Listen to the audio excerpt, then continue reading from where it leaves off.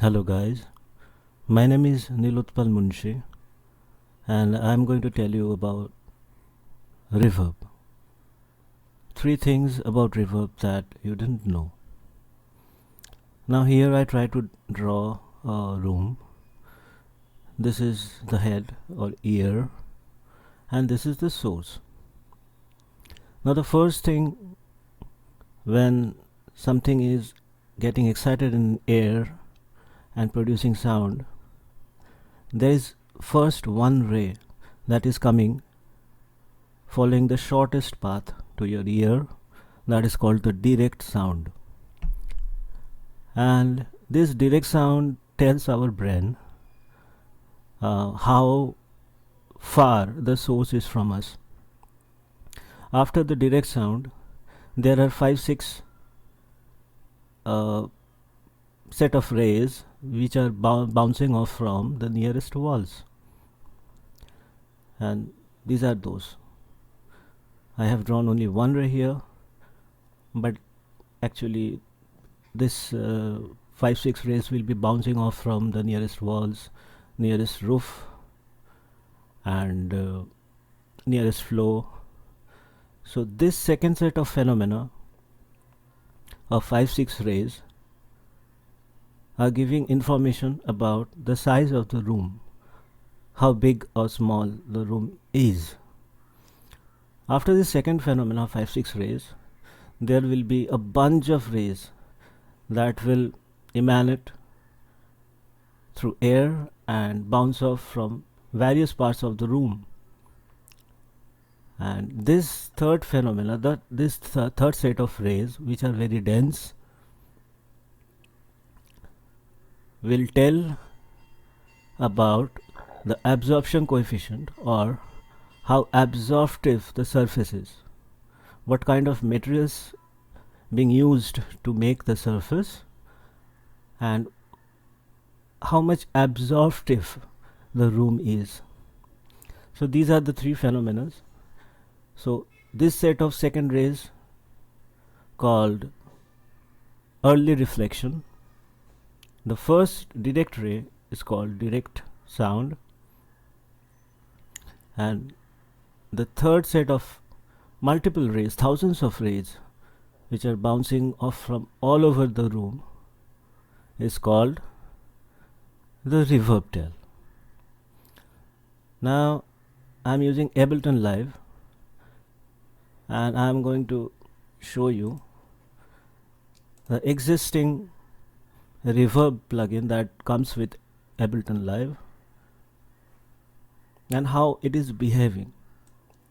Now first of all, I am using an impulse.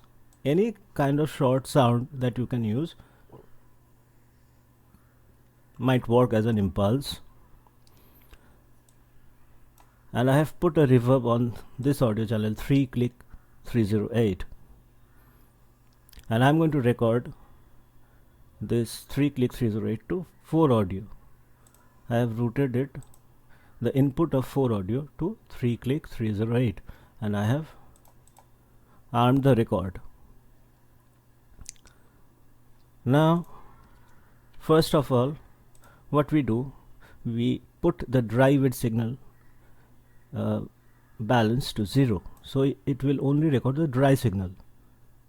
So the reverb algorithm, which is mimicking a room, will just record the dry signal. And the decay time I have set to 3, almost 3, and the decay time is the time taken by the reverb to drop down to a level of 0.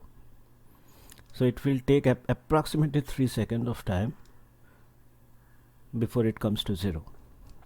Now let's record it.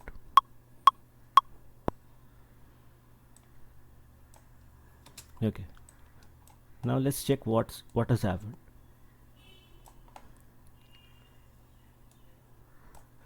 Now here is a wonderful phenomenon has happened. Instead of this click, we are seeing a slope.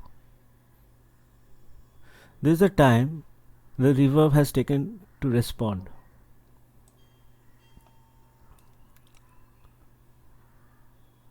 Now what we do, we take this drive it to 100%. That means it won't give the direct signal now, it will only give the reverberated response of the algorithm.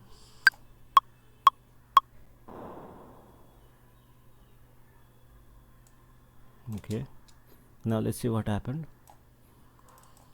Let's increase the level so we can see better.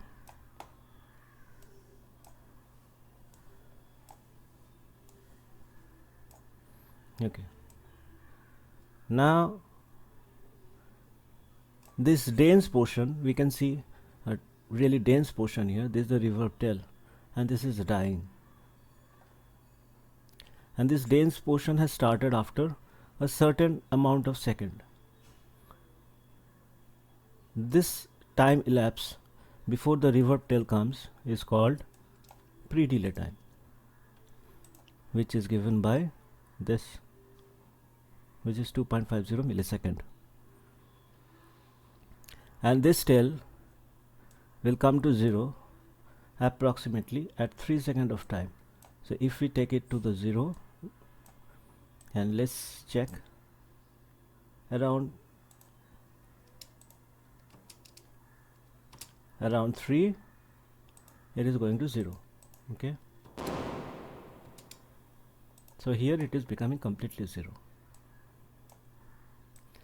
And if we check here, we can see these are the early reflections. These are the early reflections which are bouncing off from the nearest walls after the direct sound has happened.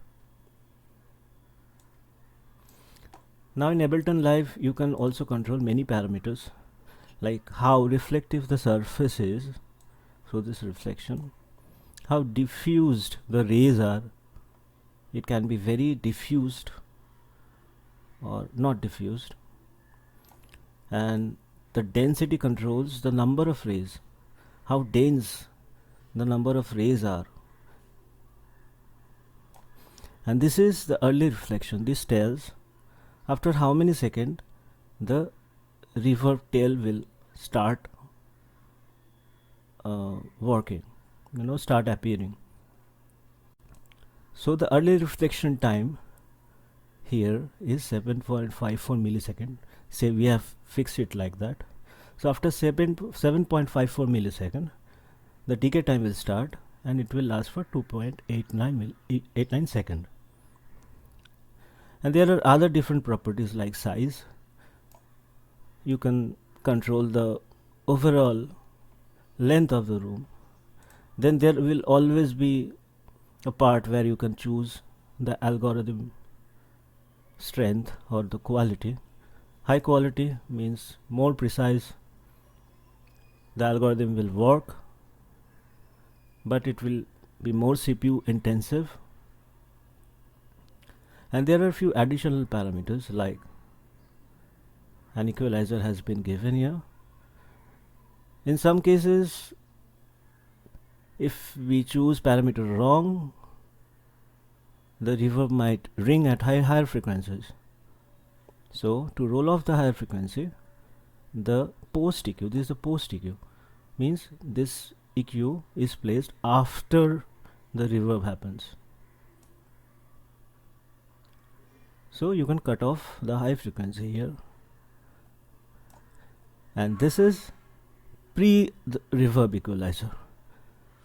So if you want to low cut, if you think your audio has flop or something which might hinder the reverb, you can low cut at the beginning.